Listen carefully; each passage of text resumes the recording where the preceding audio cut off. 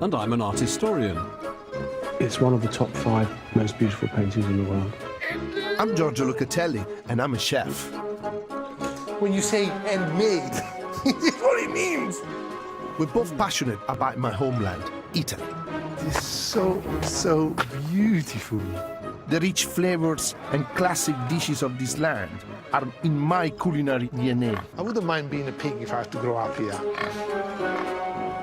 And this country's rich layers of art and history have captivated me since childhood. Primitive, but actually fantastic, beautiful, sophisticated. In this series, we'll be travelling all the way up the east coast of the country, from the deep south to the extreme north, stepping off the tourist track wherever we go. Not a bad spot, is it? This is a dream. I want to show off some of my country's more surprising food, often most born out of necessity, but leaving a legacy that's still shaping Italian modern cuisine around the world. It's better than an oyster. Much better than an oyster. And the art, too, is extraordinary, exotic and deeply rooted in history. The last leg of our journey is in Veneto. It's one of Italy's most fascinating regions and a real melting pot, thanks to its geographical position in the northeast of Italy. This is the story of how the merchants of Venice, with their work ethic, their sophistication, and love for the dolce vita, shaped this unique region. Isn't that fantastic? So brilliant.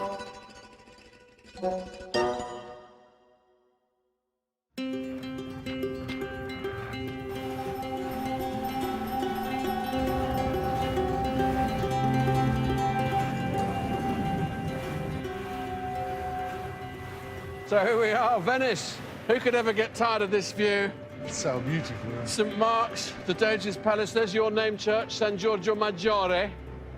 But for us, this is not the destination, it's the setting off point, because we're not interested in Venice this time around. That's exactly. We are gonna go and see Veneto. You know, the Venetians sort of expand themselves towards the east for hundreds of years through the sea. Then suddenly, when they lost their power, what did they do? They turned inland. They turn inland, and here they are. You have a big city like Padua, Vicenza, all these cities that have grown up, fed by the wealth that was created by this town here. And some of the greatest art and artists that we associate with the name Venice, you can find their masterpieces in places like Padua, Vicenza, and I imagine also the same is true with the food. The food is incredible because, again, obviously the influence of the sea is really, really strong. But then the influence of the land will be incredible. We will taste some of the best cheeses that you ever come through. And what is amazing is these people are great workers. At the base of what they say is chi non lavora non fa l'amore. So it means that if you don't work hard, you don't even get sex. Wow, that's a work ethic. So where are we going to start? I mean, The first thing that I'm going to take you to see is this place called Chioggia. Chioggia. I'm going to take you to see some of the most exceptional fish that they do down there. Let's go.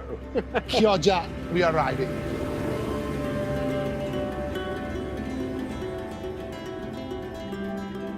The Venetian lagoon extends for 212 square miles and contains 51 islands altogether. Chioggia lies at the southern entrance, about 60 miles south of Venice. And in the Middle Ages, it was the second only to Venice. Fleets from here once controlled the lucrative salt trade right across the Adriatic Sea. I can smell fish. Where are you taking me? Smell fish anywhere here. We are full immersion fish. Can you follow your nose? È qua, There it is. pesci, il mercato dei pesci. Ce ne trovate ancora? Il pesce al dettaglio. Siamo un po' in ritardo?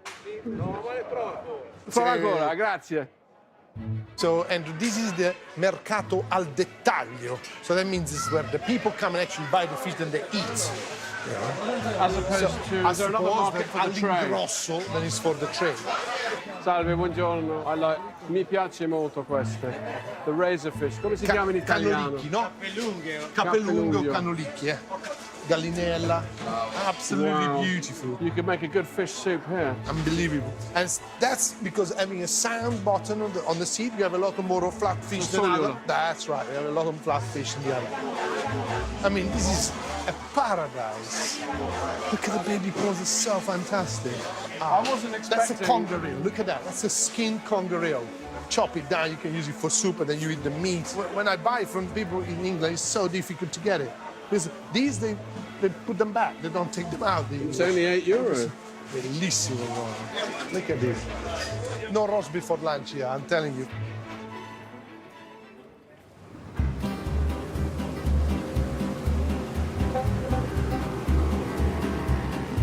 Sandbanks and mudflats make the lagoon one of the richest and most fragile ecosystems in the Mediterranean. The lagoon is famous above all for its clams, le vongole. They are as much of a symbol of the lagoon as Venice itself. So, Andrew, what do you think? Well, Why do you think I took you here? I don't know, it's busy. Yeah, I'll take you here with a big surprise. I'm gonna take you. This is my friend Maurizio. Maurizio!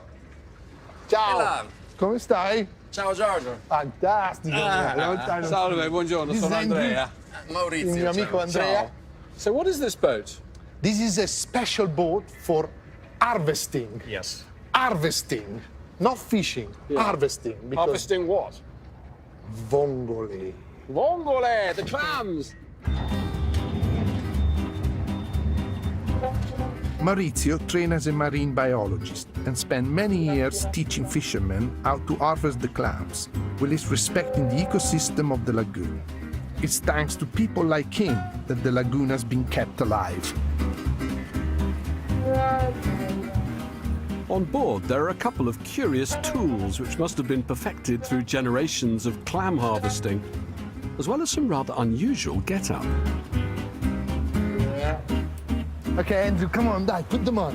You have to put your bits on, Hang on, let's... just on one on that. I see, okay. Just sit down, put one in. Oh my God. You on? Yeah. You fit in. Wow. And then you pull them up like that and chunk them in like that, and that's all you have to do. It's quite stylish. Whoa! There you are. That's good. Now you are a real vongolaro. I think I might make this my daily outfit. Just walking down Piccadilly. Be quite good. Looking good today. We seem to be quite far from the coast. I'm all togged up, but how are we going to get at the clams? The answer, according to Maurizio, is one step at a time. Andiamo? Sì. Andiamo Allora, a incontrare le vongole. we're going to meet the vongole now. So I can't believe it's so shallow here. the whole lagoon is shallow like that. It might look like open sea, but the lagoon here is never more than 3 feet deep. That's really nice, yeah. Dai, Anche easy. tu Andrea? Come Have you never no? been down a Aspetta. step ladder? Well, not like this. Normally I'm changing a light bulb. Yeah, usually she's... I'm going the other way, not Solitamente il suo down. butler che va sulle scale così. Madonna, affondi, Andrew. Più pesante. Oh, it's When such a you have- weird feeling.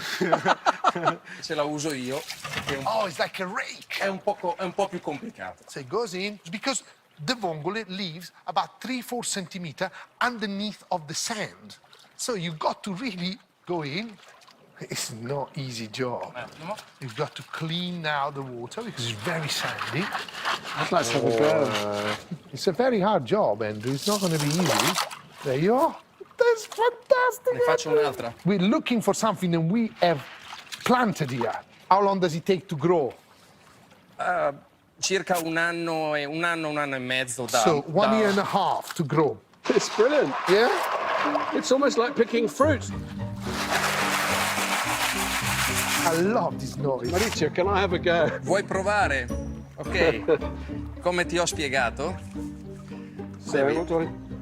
devi andare giù Yeah. and vibration. Vibration. Yes. Slow vibration. Yeah. Slow. Yeah. Let's... It's hard work, man. Yes. Devi girare poi. You have to turn it. Devi girare. Vediamo se hai preso qualcosa. Hai preso delle vongole. E anche molto grosse. Andrew's vongole, I got a man. big one. I love that. That's enough for us for lunch. That's isn't enough it? for lunch, half for me, and half for you. That's okay. Grazie Maurizio. Grazie. Fantastico. Andiamo. Vieni.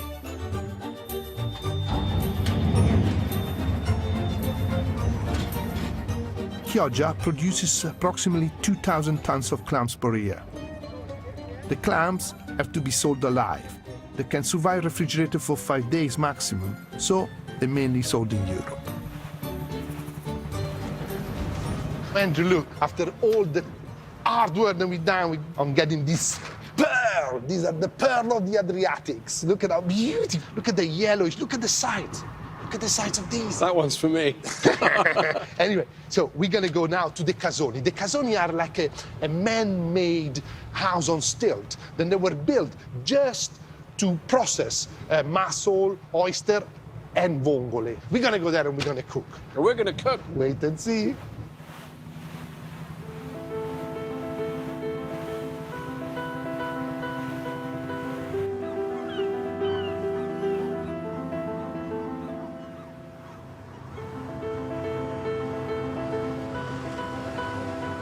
See, like we are in the middle of the sea, but still, you know, it's not like the sea. This is like, it's a farm. This proves the healthiness of the sea.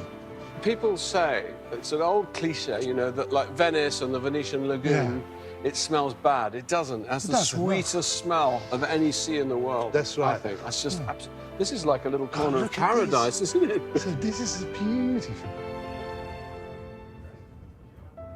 Come on, Andrew, let's go and cook these. Come on, get off. Take that. This is really, really, really hard, man. I'm in my favorite place in the world, and you're about to cook me my favorite dish in the world. How lucky are you?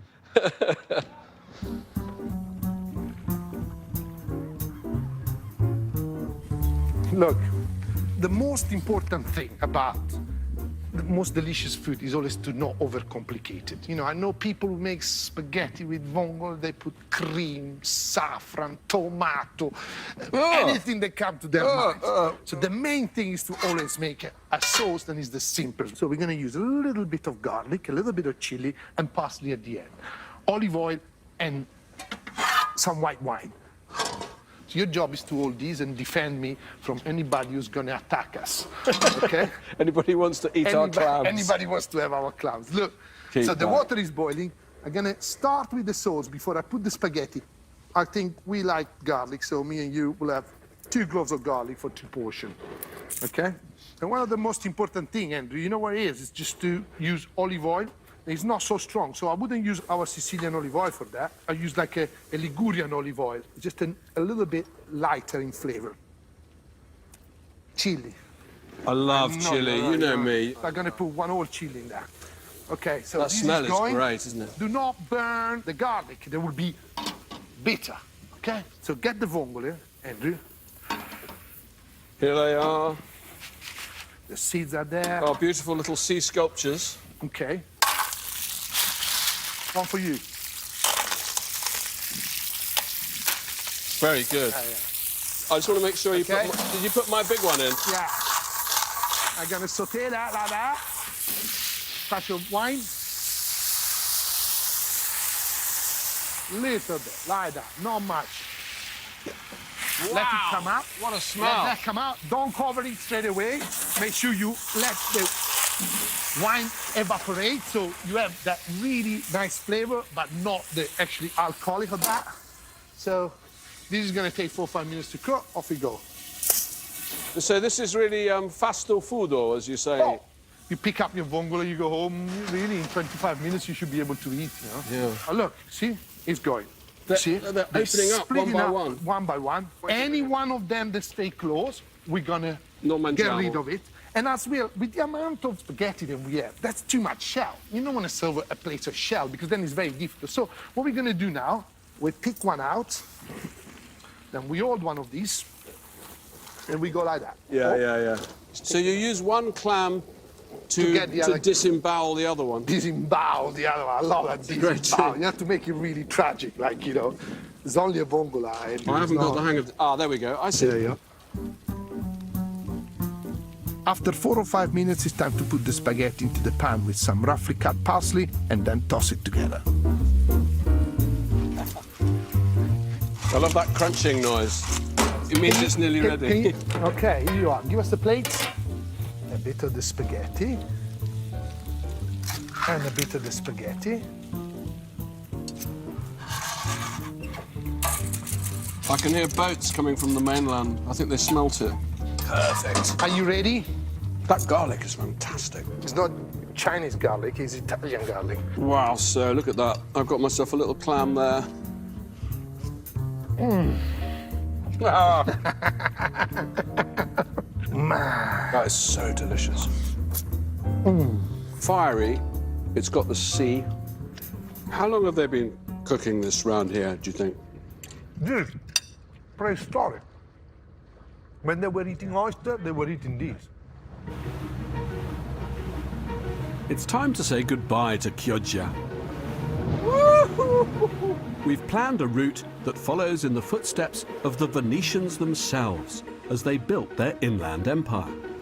From the beginning of the 15th century, as their supremacy at sea was at first challenged and then overthrown by the forces of Islam, the Venetians increasingly annexed territories and founded colonies on the Italian mainland.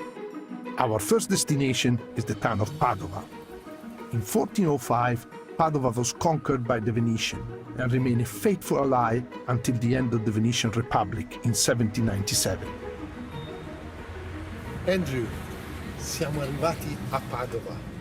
There's that nice phrase about, what's that old Italian phrase about, the Venetians? Veneziani gran signori, Padovani gran dottori, great doctors. So the Venetians are great monsieur, Monsieur. and the Padovanis are very learned, Very and that's presumably in reference Because the to university, of course. yeah. Even before the Venetians conquered this land, Padua was an important cultural center.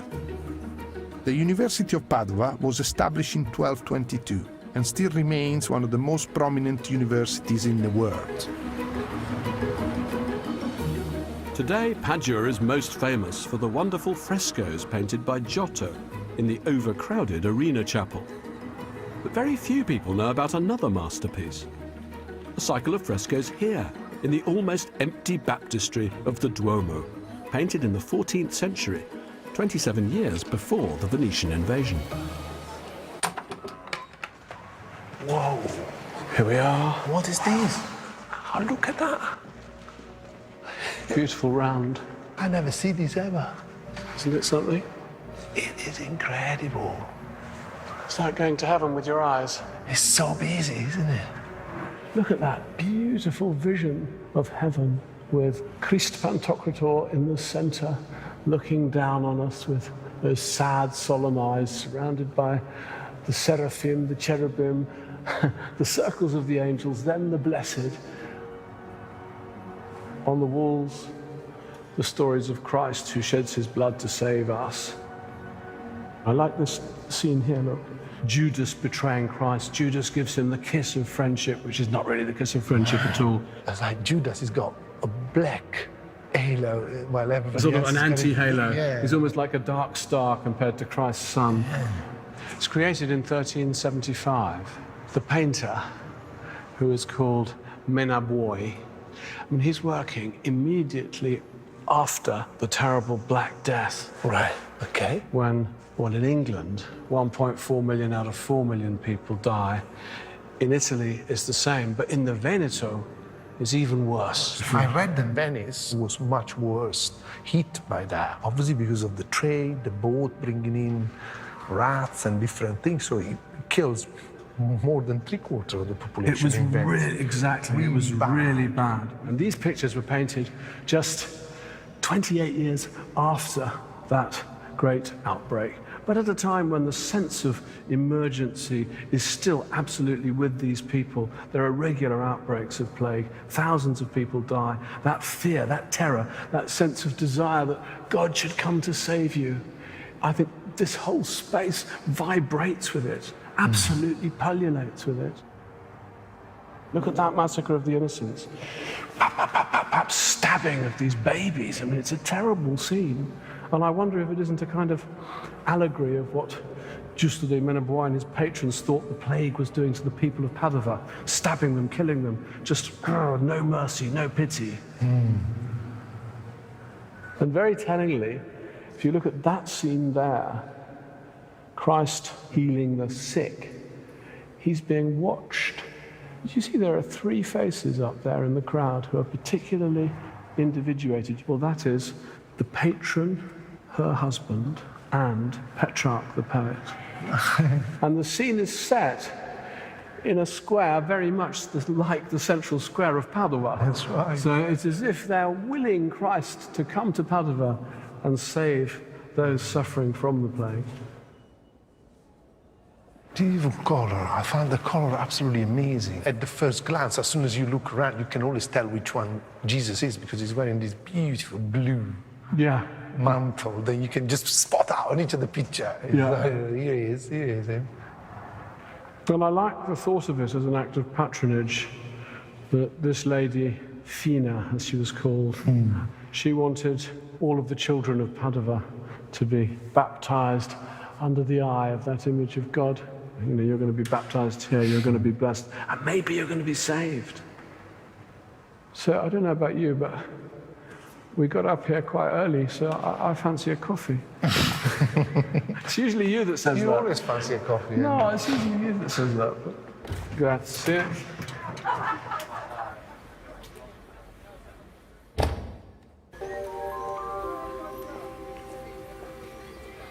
Padua's most famous coffee house is the Caffè Pedrocchi, erected in 1831 by coffee entrepreneur Antonio Pedrocchi. He chose the architect Giuseppe Iapelli, who will build one of the most beautiful cafés in the world in the neoclassic style.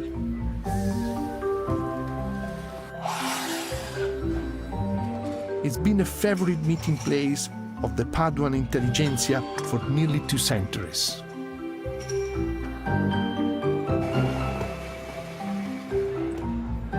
You're looking very mischievous. What have you ordered? No, I ordered, buongiorno. I ordered you a coffee because we are in a cafe, which is, you know, a very important place. Grazie. This is, you know, possibly one of the most well-known Italian dessert, and it's called tiramisu. Everybody knows tiramisu all over the world, isn't it? Pick me up. Pick me up. That's right. And it shouldn't be eat after dinner. It's too much after dinner. It's too much after lunch. It should be in the morning. That's what it was made for. So it's literally a pick-me-up? Yeah. Like an 11's, really? It's got coffee, it's got eggs, it's got sugar. What picks you up more than that? So, can I have a go? No, you have to wait. For the explication. No, please, have a go, have a taste. I like the idea of serving to a cup like that. Certainly substantial. It's a good one. Tremendously sweet, lots of coffee. People like to think that this is one of these desserts and it's been in Italy forever. No, it's a very, very modern thing. It's been invented in the 70s. Oh, really? It wasn't around before that. This is a dessert and it's born out of the fact that we have refrigeration and things like that. You got raw eggs, you have mascarpone in it. And tiramisu was invented in Veneto. I didn't know This that. is obviously coffee come through Venice. You know, all these spices and all the trade from the east come through Venice. And drinking chocolate, hot chocolate and coffee was it was invented in Venice. That's what they started doing. It's where the English coffee house began, because the English milords went to Venice and they had this wonderful staff, and we want to have that at home. That's why they brought it back to London. Yeah. It's so ingrained in popular sort of society, this idea of socializing around something to eat and something delicious. It's kind of like, you know, it's very Italian. All these anonymous coffee chains should go and learn the art of running cafes from Caffè Pedrocchi. But now, time to say goodbye to Padova. We're continuing our journey on water, heading northeast from Padua, and following a system of canals sourced in the River Brenta in the 16th century.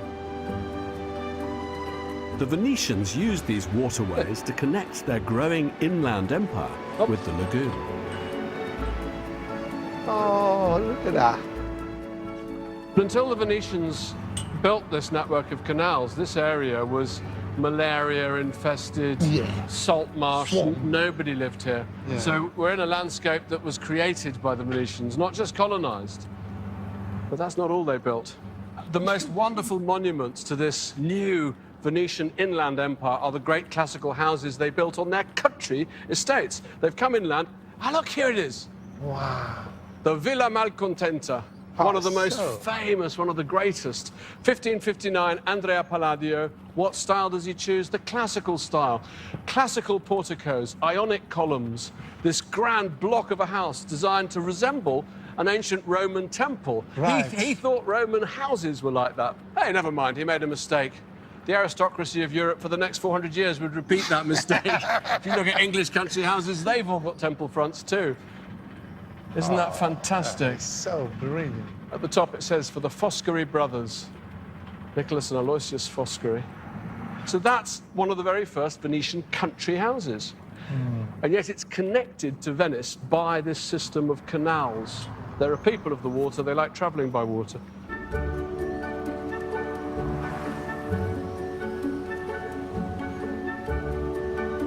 Wow, amazing. So calm.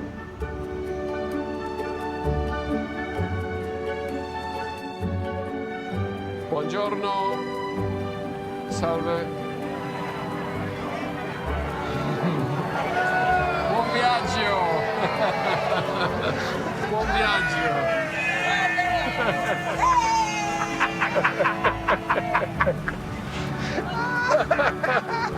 A very well-fed group of Italian tourists eating a 9-course meal while taking in the villas of Palladio. Yeah, that's a good way to spend the afternoon. That's the most important thing. And there's some prosecco going. And We got this wrong. Where's the table groaning? Hey, don't complain before you know what's coming. I okay. got something coming as Okay, well. we've got a picnic.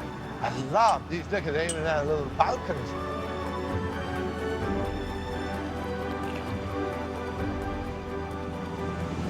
Andrew! What's I this? just been in the Cambusa.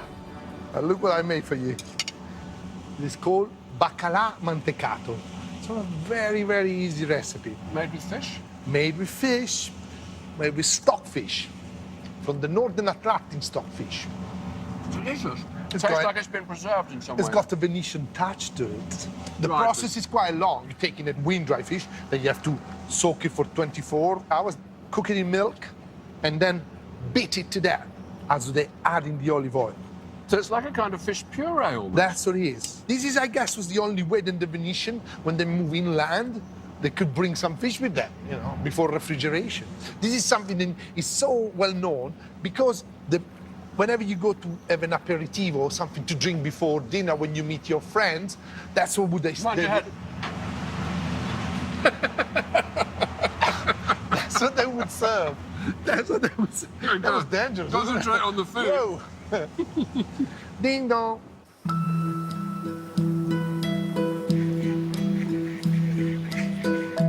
Back on terraferma, our next destination is the town of Vicenza, that reached its golden age under the Republic of Venice in the 16th century.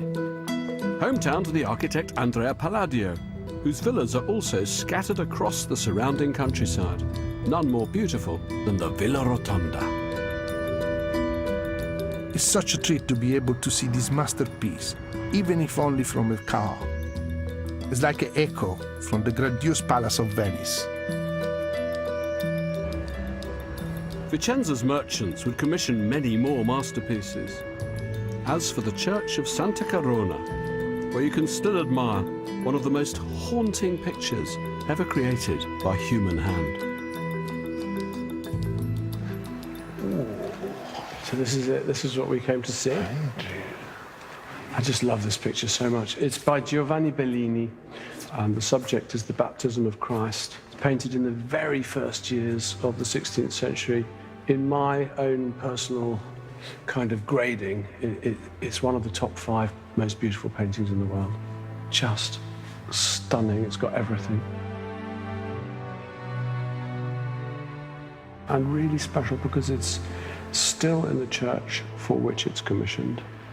It's still in the huge architectural frame which the patron, Battista Graziani, he was so pleased with the painting that he got from Bellini that he commissioned this frame, which Bellini helped to design. It's beautiful. I never ever seen a Christ looking so beautifully modern and real, isn't it? Look at his eyes. It's one of the most beautiful figures in Western painting, that figure of Christ. There is something about the eyes of everyone on the painting, from Jesus to the girl, especially that girl with the red robe. I think they're meant to represent faith, hope, and charity. Other people think they're meant to represent angelic figures, but she looks on the point of speech. It's like, yeah, she's really coming out of it. And the detail, look at the little stone underneath of the feet of the Christ. It looks like the riverbed. Really important, because that's part of the miracle. The miracle is that at the moment of Christ's baptism, the river stops. It's not going to cover to his feet, because it pays reverence to God. It's incredible as well. It's the back, isn't it? It's The landscape. There's Blue Mountain behind it. Well, Leonardo da Vinci uses exactly the same technique in the Mona Lisa. It's called aerial perspective. If you stand at the top of a mountain and you look into the distance, what happens because of the refraction of the light through the air, as things get further away, they become bluer. Blue remembered hills. That's what those are. He looks like a little bit like the mountain that we have. You know, we are here in Northern Europe. We have, behind there is Austria, you know. Bellini was a Venetian painter, and it's very important that he's from Venice, because what he brings to Italian painting is this aspect of travel and trade and influence and cross-influence, because on the one hand you've got this technique that he's used, oil paint on wood with bright colours. Well, that comes from Northern Europe. He's seen the altarpieces of Van Eyck. There's the influence of the Florentine Renaissance in his work also, and the influence of Byzantium in that transcendent figure of God the Father. So he brings all these things together, and then he pushes forward. Without him, no Titian. Without him, no Leonardo da Vinci. He is such an important painter. You can see that Bellini knew that this was one of his masterpieces. He signed it like that. He signed it like that. He wanted us to know. But he did that. 500 years later, I, Bellini, painted this picture. You know, it's 20 years since I came here. So I say it's one of my favourite paintings in the world, but it's one that I've neglected. It's just, it makes me want to jump up and down. I think maybe we should say thank you to Battista Graziani for commissioning for paying for it. For paying for it. Arrivederci.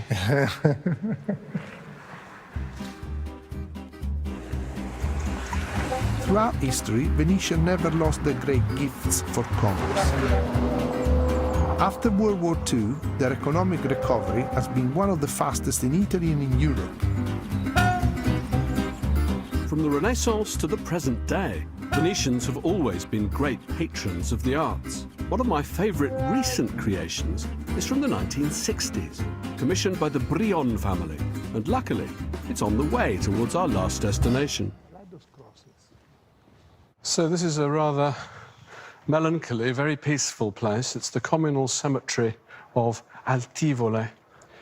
And the reason we're here is that in the late 60s, a very wealthy local industrialist, a manufacturer of televisions and radios, and his wife, Giuseppe and Onorina Brion, approached a modern architect, Carlo Scarpa, and asked him to make for them a tomb, but a tomb with a difference. They wanted something new, something cutting edge, something avant-garde. They were great followers of the avant-garde. And he thought about it, and he said, well, I think I could create something for you that's spiritual, something different from these shoe boxes. What he made is through this arch.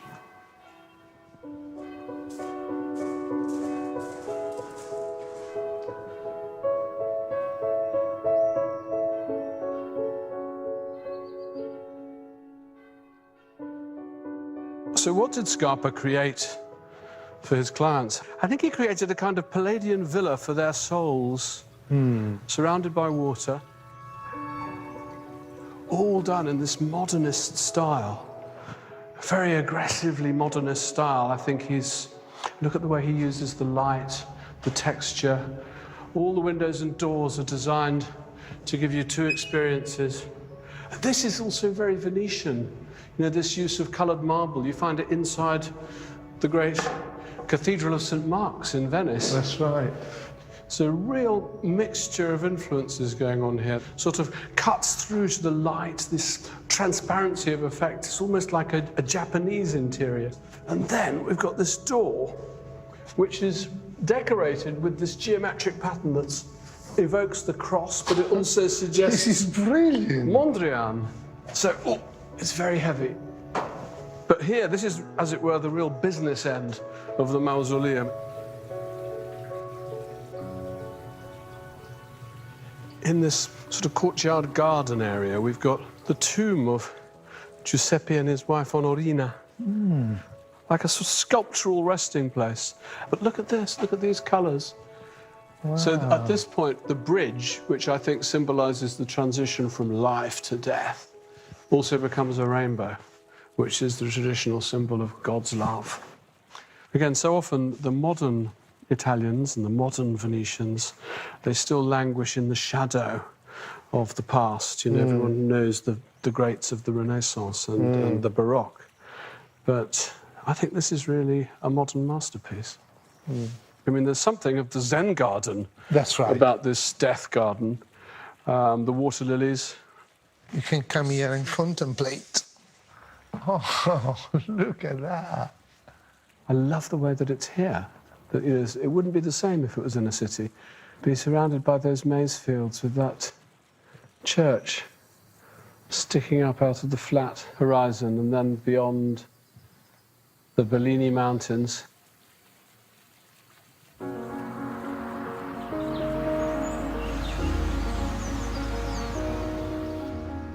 Very spectacular, isn't it? As you leave, you really see the contrast in the scenery, the flat land, and then there's the mountains. It's like almost like we're heading off into the background of Bellini's painting. They're searching for those blue mountains that we saw in that painting. Yeah? Well, I hope we find them. We will. We can't miss them. And they're so big, you know. You don't even need a map. You just look at them. By 1454, Venice had conquered, mostly by diplomacy, all the present Veneto up to the Dolomites, now shared between Austria and Italy.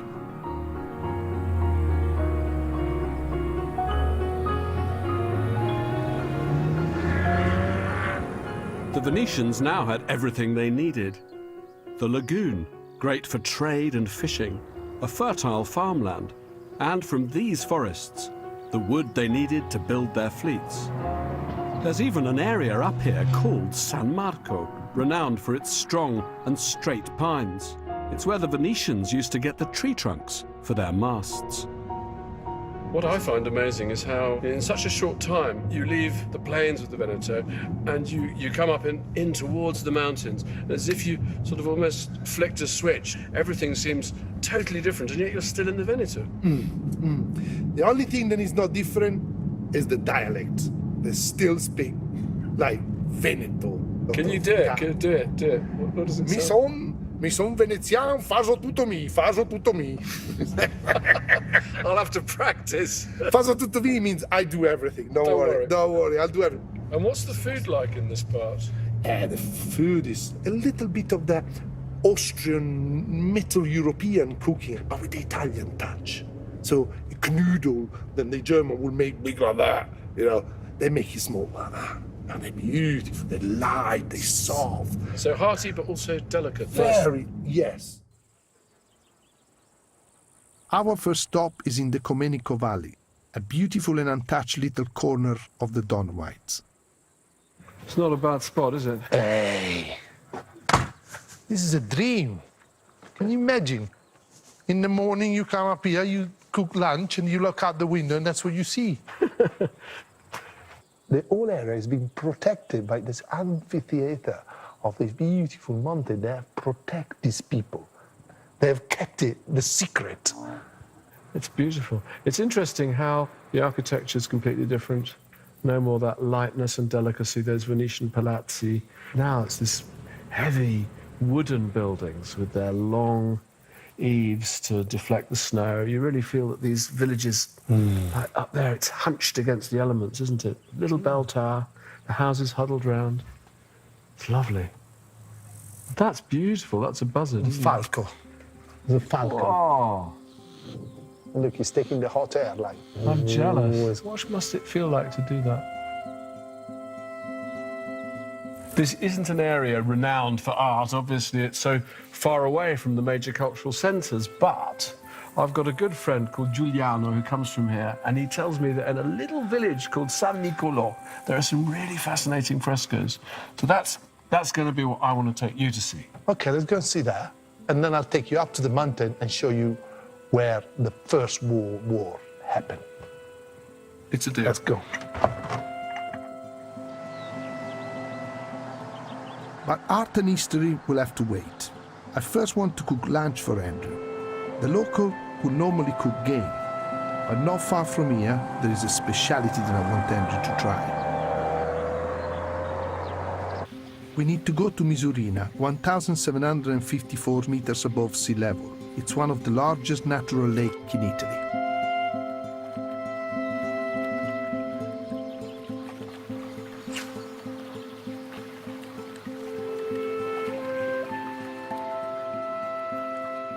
I want you to come here to walk around the lake. You got to think about the beauty of this water. You know, It's so clear. fantastic. It's so clear, the water. And this is Stefano. How you doing, Stefano? Ciao. Ma ci sono I pesci o no? Ma sì, qualcosa c'è. Qualcosa hai preso? Sì, ne ho preso 3 per il He's momento. got 3 trouts. Bravo. Generous fisherman. Grazie, Stefano. Di nulla, Un pescatore generoso sei. Ti ringrazio. di niente. Dopo quando vuoi assaggiarle vieni giù che le mangiamo insieme. Va bene, a dopo allora. Ok, ciao. Ciao. Ciao.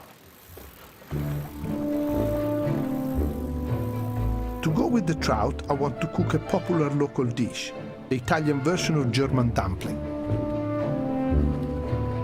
I'm intrigued to see what ingredients Giorgio will have found to create our meal. Due to the mountainous landscape and the long, cold winters, cooks around here have often had to make a little go a long way. Andrew, I'm gonna cook you one of the dishes that to me represent this mountain more than anything else. It's called canederli. The recipe starts like that. So you're using some old bread.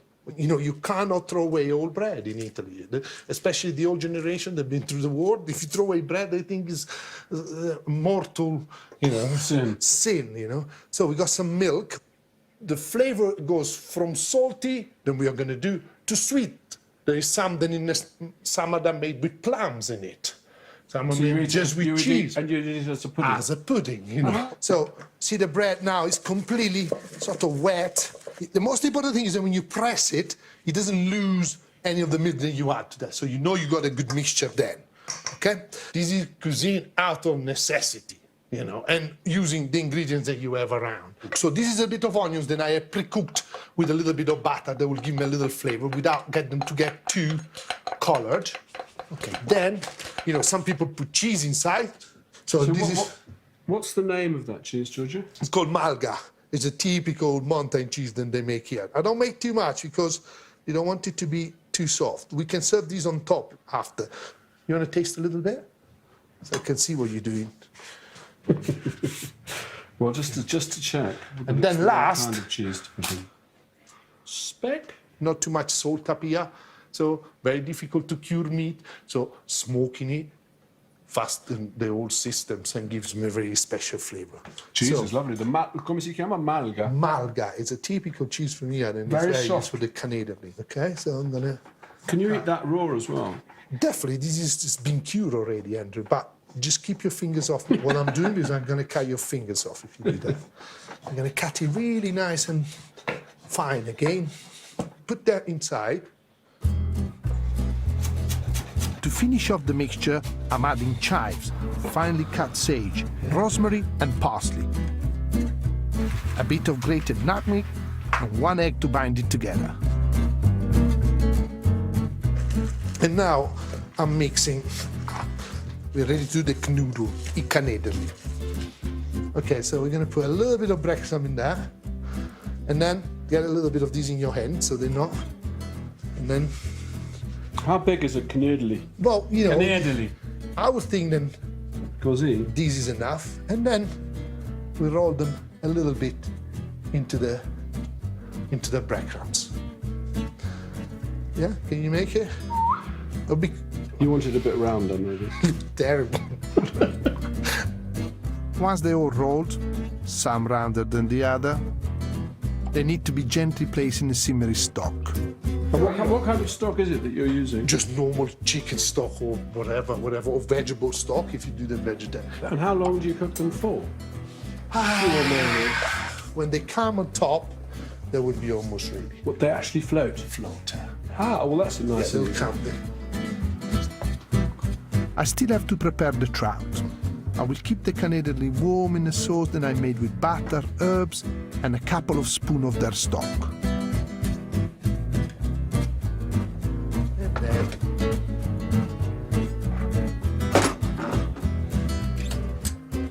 Andrew, one of the most beautiful fishes when they are in this area is this beautiful trout. Look at that.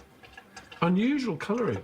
The coloring is dictated by the fact that the trout are eating some little prawns, and so that's why they get that red. Okay, I got my butter, I'm getting my trout, which I will season. At this point, some people will put flour on it or things like that. I don't want to scare them cook. I want to convince them to be cooked for me. You know what I mean? I want to make sure that they're happy to be cooked by me. Are you listening, trout? Yeah, yeah. What's the name of this variety of trout? What they call fario. Obviously, living in such a cold water, the fish itself has a lot of fat in order to protect itself. Yeah. So what I'm trying to do now is to fry it off and flush out all the fat that I have on both sides. Okay? This is going to be like part of the beauty of this recipe. I'm now adding a plate of finely cut carrots, celery and onions that I have previously cooked in butter. And the most important and unusual ingredient, the red wine from Veneto. This will help to bring out the flavor of the fatty fish. Okay, look, Andrew, one very important trick. Press there. Can you feel it going clop, leaving? Yeah. That means that at the moment the fillet at the top is really cooking. You pushed and it's come off the bone. So that means that the thing is cooked.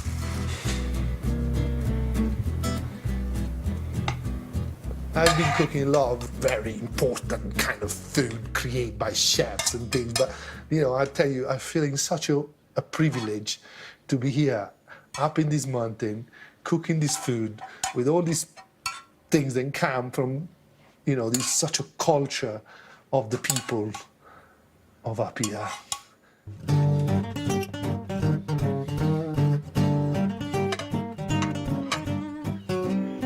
That's your trout, and that's your canederli. My little Dolomites. Dolomite. Ooh. Oh. What a taste. Such a fantastic thing. Full of flavour.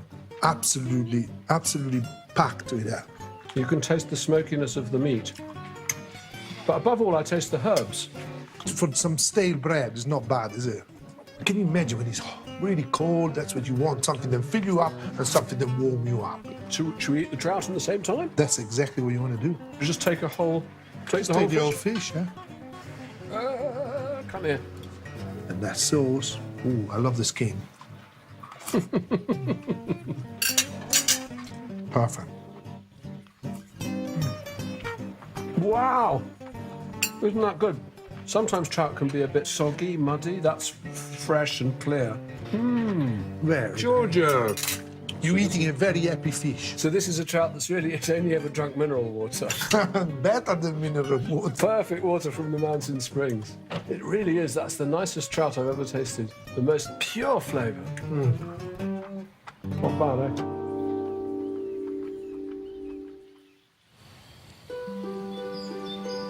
The Venetian demand for wood from this area brought new prosperity. Little villages in the middle of nowhere now had enough money to pay artists to decorate their local churches, like this one in San Nicolò. It's like a little frontier church, 123 kilometers from Venice, but only 5 kilometers from Austria.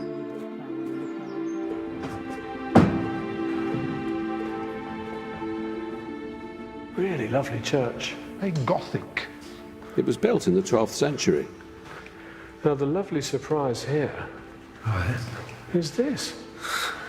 In a little country church in the Veneto, because for one thing, in the Veneto, they don't really do frescoes in the Renaissance because it's too damp. The climate isn't good enough. It won't stick on the wall. Yeah, very few frescoes in Venice. Course. And it's by a mysterious painter called Gianfrancesco Tolmezzo, about whom we know almost exactly nothing.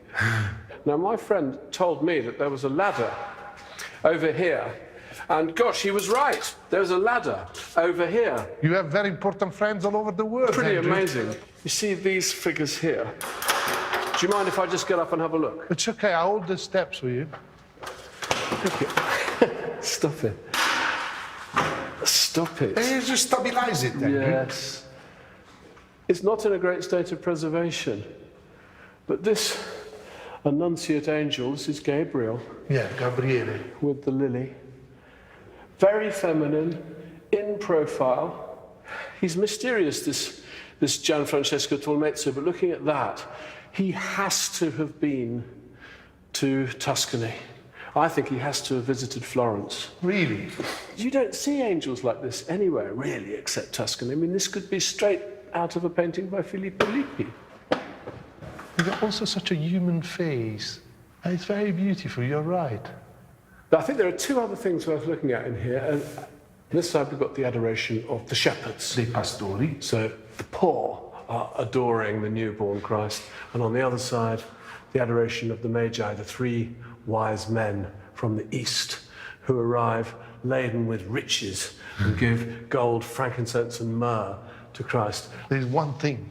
Look, the Tre Cime di Lavareno are there. Yeah. Look at the Dolomites at the end. Can you see them? It's as if Joseph, Jesus and Mary have come not to Bethlehem, but they've come to this valley. And the kings have come to this valley too, and they've come across the mountains to get it.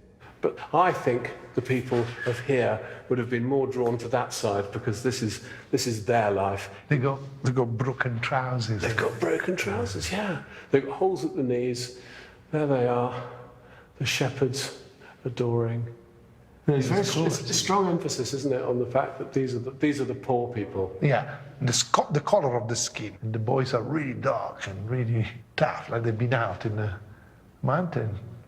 Joseph looks like he's really had a long day, doesn't he? He had a long night more than a long day, poor. But I like the way that he's paid such attention to the timber framework. Well, it looks like a timber of a house from here, doesn't it? Exactly. This is the province of San Nicolò. Well, yeah, look at those rocks. They are like very vertical rocks.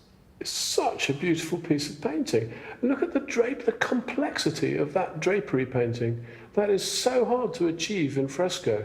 I'm mystified by this Gianfrancesco Tolmezzo because he's not so good at figures, but his painting of drapery is fantastic. I wonder if he didn't, I'm inventing stories in my head about him now, but I'm wondering if he didn't go off to Florence to try and make his fortune as a painter. He got taken on as an apprentice, he started painting some draperies, and then he got into a few fights and had to run back to the mountains.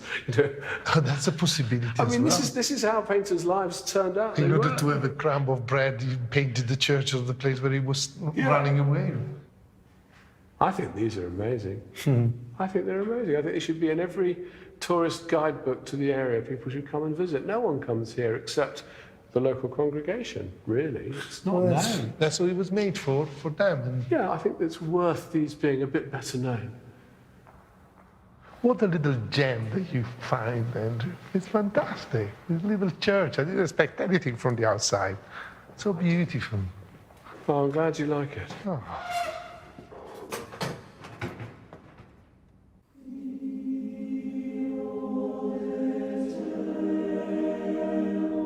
We're ending our travels, as the Venetians ended theirs, at the very top of the Dolomites.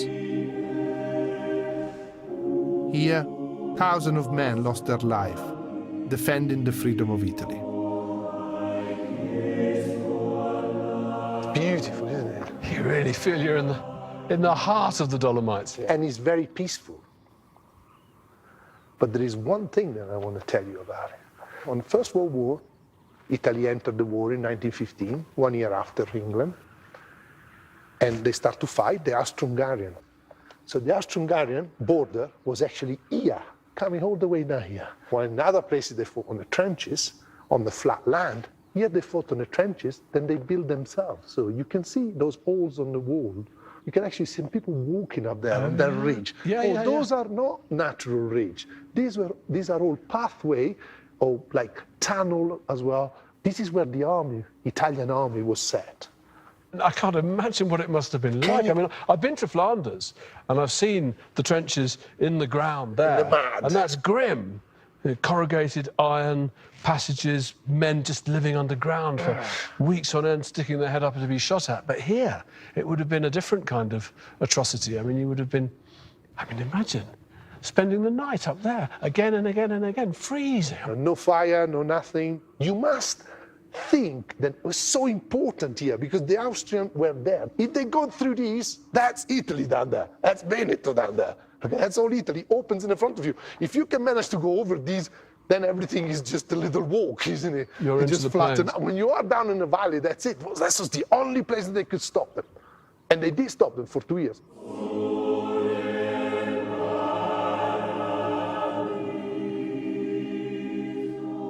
These people lost their life up in the snow, in the cold. Yeah, amazing. No food. This strength that made Italy what it is. It's so difficult to think of it now, isn't it? You know, on a day like this. Yeah, we are here, we appreciate the beauty of it. But deep inside on the stones, there is a great story of sufferance. The worst expression of humanity.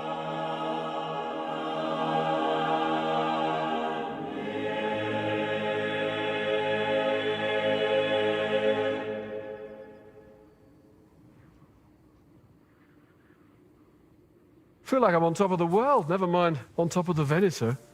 Isn't that something? It is an epic end for this journey, isn't it? It's been a good journey. One of the things I love about the Veneto is this sense that the people, on the one hand, they're immensely practical. You know, practical seafaring men, mountain men, but they've also got this wonderful sense of spirituality and transcendence. So you get this beautiful Bellini painting, or that dome with the vision of heaven. So they're almost like joining the La Terra il Cielo, like the Veneto itself, which begins by the sea and climbs the mountains. I think a lot of people, when they think of Italy, they think of pasta, spaghetti, Rome, Florence, the Amalfi Coast. And I think what we've been trying to do with these journeys is to perhaps open up the perception of what Italy is or what Italy can be, to show that there are many, many more sides to Italy than that. Italy is so rich of everything.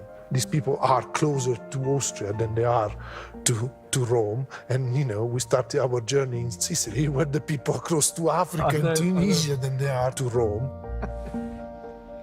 So, what's going to happen next? We finished Italy.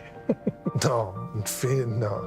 Italy's never finished, you know. Everywhere you go, you'll turn a little corner, there will be something special, or somebody who does something in a special way. Vero. It really needs to be still unpacked. Never say never. Should we go for lunch? I think that's going to be the last thing you say on this earth.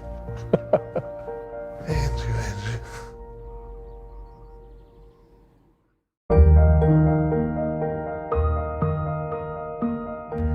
Well, Jack Whitehall's so delighted to get a question right, his reaction has to be seen to be believed. On language and literature, it's QI. Next, you're on BBC Two.